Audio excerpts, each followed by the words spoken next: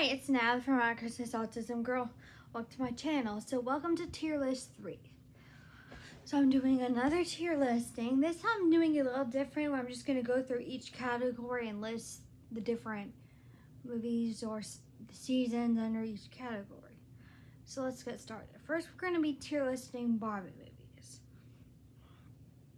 So here are my categories. We have not good, just okay, classic, amazing, superior, magical, and absolutely magical, which are my absolute favorites.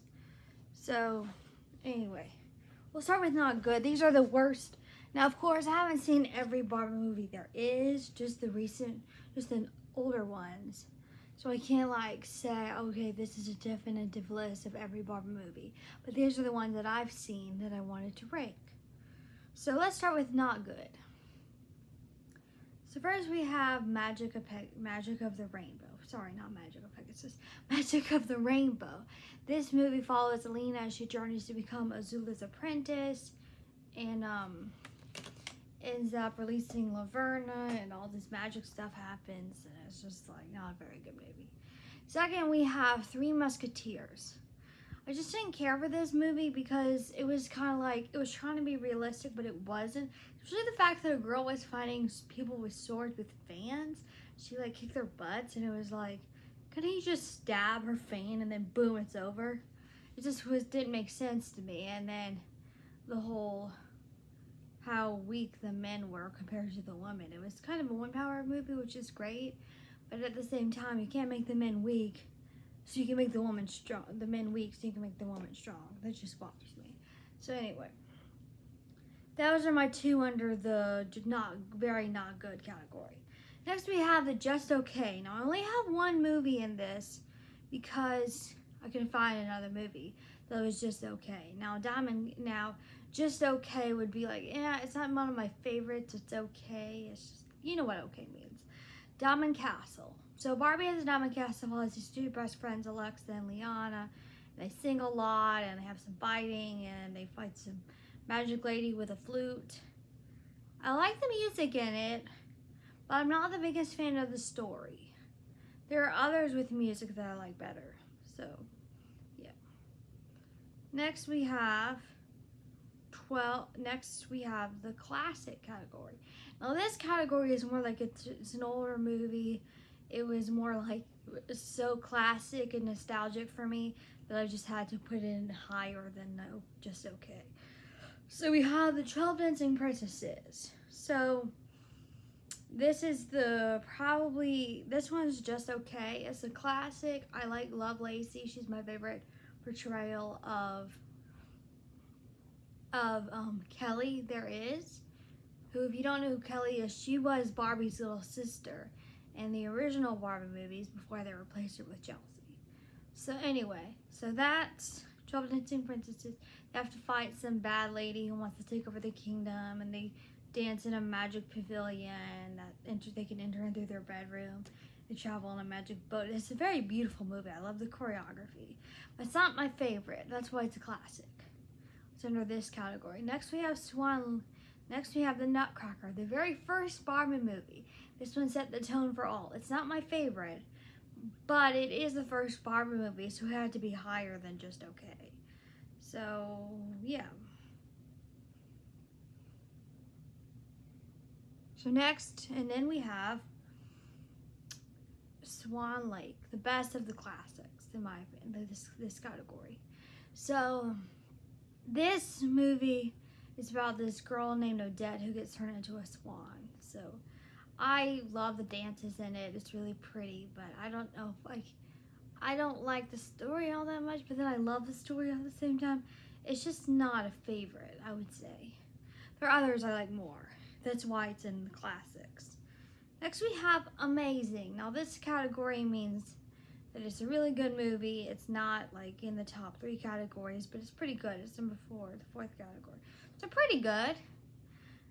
I noticed I was very high praising during my top 4 categories. So Mariposa, the first Mariposa and her butterfly fairy friends. I love this one because it's about Mariposa who doesn't really feel like she belongs. She doesn't fit in. It kind of reminds me of Addison from Disney Zombies, and she like goes on this journey with these two sisters who she works for, but then they end up accepting and appreciating and respecting her, and she kind of accepts herself for she is. She has these giant beautiful wings. She's the one who really saves the day, and it's just so beautiful. I love that movie. And the journey they go on. It's actually really good, so I would highly recommend. But it's not quite as good as some of the rest of them. So next we're on the superior category. There's only one in this one, Fairytopia. So this one is about a girl named Lena who doesn't have wings. I love the journey she goes on, but then there's some weird things that happen. I love Dandelion. She's hardly in the movie. But I do enjoy seeing her journey and the friends she makes along the way.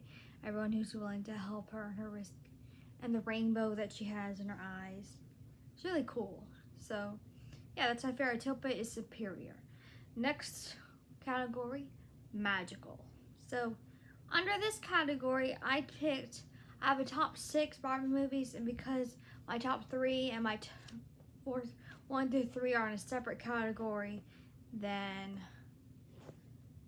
4 through 6. So we're getting to my top 6 Barbie movies. So first we have Mermaidia.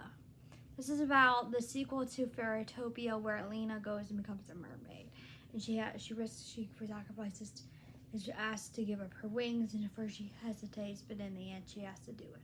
So love Mermaidia because I love mermaids. I love Nori. She starts out as this headstrong mermaid, but in the end you see how much loving she is and how sweet she is. So she gains a respect for Lena. So I love her. Next, Magic of Pegasus. So you wear 3D glasses for this movie. It's really fun because I have such good memories around this movie. I would play the online computer game with my glasses, and you would fly through the clouds on the Pegasus as Annika. And then I just love the story, and I love Annika never giving up, and her drive to save her family, and her saying I owe you to her parents, and then they're saying we should have told you the truth, and it's just like pulls my heartstrings when she reconciles with her parents. Okay, Island Princess, the top of the magical category. So Island Princess has my favorite Barbie movie song, I Need to Know, in it. I love her talking to the animals. It has great music. The story's beautiful. Just visually, I love the roses and her saving the animals, and then it's just great movie. It makes me just feel good inside when I watch it. So that's the end of the magic category. So finally, the top category is absolutely magical. So this is the best Barbie movies there are. So we're gonna start with the third best, then the second best, and then the best. So I know I rated them, but I thought that giving them to tiers would be really fun. So here we are. And plus it's changed since I rated them anyway. 3 for the absolutely magical. We have Rapunzel. I love the dress, her dress. I love the dragon. I love the rabbit. I love the scene where she paints all those dresses. It's just visually just beautiful. I love her hair, how long it is. Oh, don't get me wrong, I love the story, but it's really that scene, the visual. It's just pretty, and then the concept of the Stars Above song with the paintbrush versus the airbrush, and then her wanting to find her family, her saving the little girl. It's really awesome. So love Rapunzel. Princess and the Pauper is number 2. This is controversial because a lot of people think Princess and the Pauper is the best. There's one that slightly edges it out. So Princess and the Pauper has great music, a great story. It's one of the most realistic Barbie movies for sure. And it's not like Three Musketeers where it tries to be realistic and it isn't. So, yeah. Finally, Barbie and a Christmas Carol is number 1. You knew this. You knew Barbie and a Christmas Carol is my favorite Barbie movie. So, there you go. That's my Barbie tier list. So what should we talk about next? Ninjago Seasons tier list. So I'm going to be ranking I'm going to be ranking each season in different categories, similar to how I did the Barbie movies. And so we have almost perfect, A, amazing, B, great, C, good, D, meh, E is why. Like, why do you exist? And F is just horrible. So those are our categories. We'll start with the worst category, which is horrible. Okay, if you haven't known this, I do not like season 11. It's the only one in the horrible category because there's just no. It's too long. It's not like a good kind of long. It's just kind of like, it's kind of like, just like, no. Just no. It's just really bad. And they end it too quickly and they resolve everything just like that. It's just, I wasn't really interested in the new characters that they introduced, and I hate that they had to do snakes again, which brings us to Y category, which is number 7, which has the snakes again. I hate the fact they made the ninja so immature in this season. It's like they were starting to gain maturity, especially after fighting Nauticon. And then in season 7, they just kind of threw that out the window, made them really immature and reckless again, just like they were in season 1. Like, what happened to all the development they got in 1 and 2 through 6, where they were so mature? So I just didn't care for that. D is, we have the meh category. Next we have the meh category, so that would be Prime Empire. Oh, season 7 was The Hands of Time, and then season 11 was Secrets of Forbidden Midget, so I guess that wasn't clear. So then I have meh, which is Prime Empire. Now Prime Empire started out kind of fun. They went into a video game. I kind of liked it, and I enjoyed parts of it, but it just didn't quite hit the mark for me. You know, it kind of missed the mark. I can't really explain why, but it just kind of was like, meh. So it's in the meh category. C is good, just pretty good, you know. So for number 1, the very first season, which is called, I believe, Rise of the Serpentine, and everything following that is repercussions from the Great Devourer. Like with season 2, you have the goo dripping, and then season 3, some other thing happens with the Great Devourer that I don't remember. Season 4, they mention it again with the second biggest snake. Garmadon thinks it's Karma. Season 5, I forget. I don't think it was mentioned. And the point is, they mentioned the Great Devourer a lot. In season 8, you have the bad guy like being like all mad about the Great Devourer. Season 7, you have them where they're her eggs. She was female. So, and then, oh yeah, season 1, you of course, he bit Garmadon as a child. So you had that whole thing. And then next, we have season 2. Season 2 was supposed to be the end of Ninjago. It was not my favorite. I wish it was mostly about Lloyd, so it wasn't as exciting as some of the others.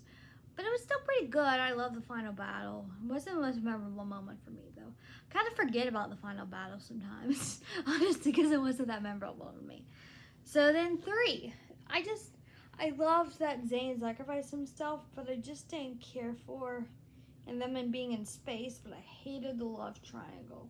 Like, I get why it was there, because it was kind of like, it developed Jay and Cole's relationship to deteriorate, but it was just they were acting so immature, and it was kind of like, whatever. Anyway, next we have the great category. These are pretty good seasons, but a little better than good. So first we have The Island. Now this isn't technically a season, but it's like kind of a 4-episode special. So I really enjoyed this season, parts of it at least. It's kind of fun. They were on this new island with the keepers, and they went, "You've seen it, so now we have to keep you here forever." And they're like, "Well, why would you show it to us in the first place?" It's really funny. So anyway, Chuchi Chan was pretty funny too. So next we have season 4, Tournament of the Elements. I love the introduction of Skylar. I loved it being about Kai, who's my second favorite ninja, as you know. And then I loved,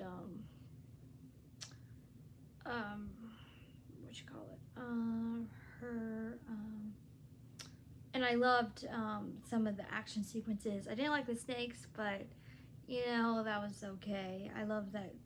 It was kind of cool that Garmadon sacrificed himself, and I love Cole and Jace's battle sequence. It just has them really fun in the ninja role where they're skating, and then Lloyd, they're trying to convince the others to not hate them anymore. It's really fun. So anyway, that is season 4.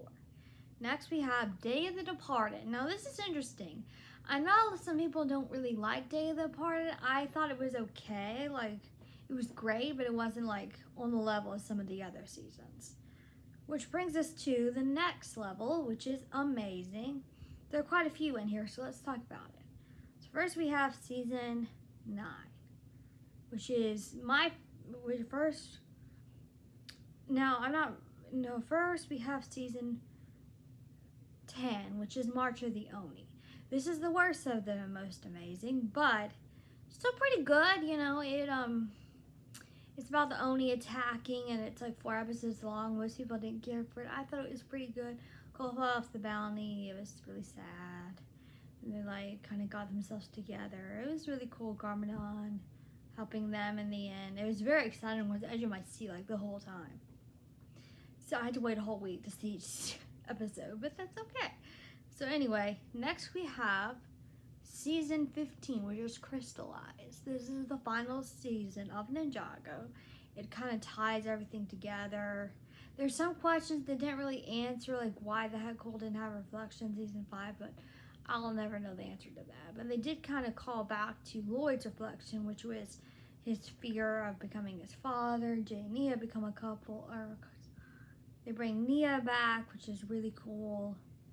Which brings us to season 14, Seabound. So this is the next best of the amazing category. So I think this is the third best.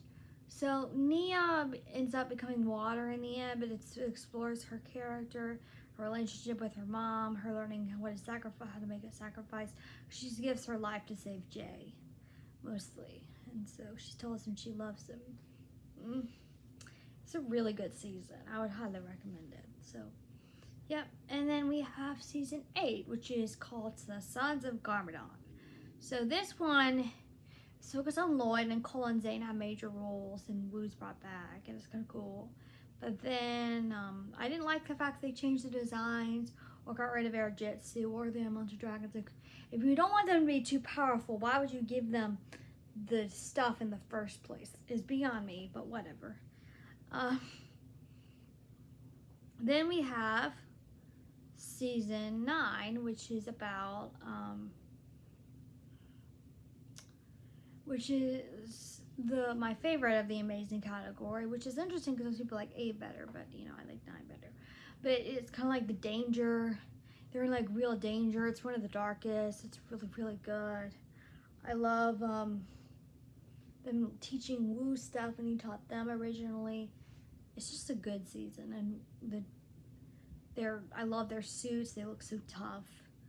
They're my favorite ripped up armor suits, where they have their original suits but they have armor.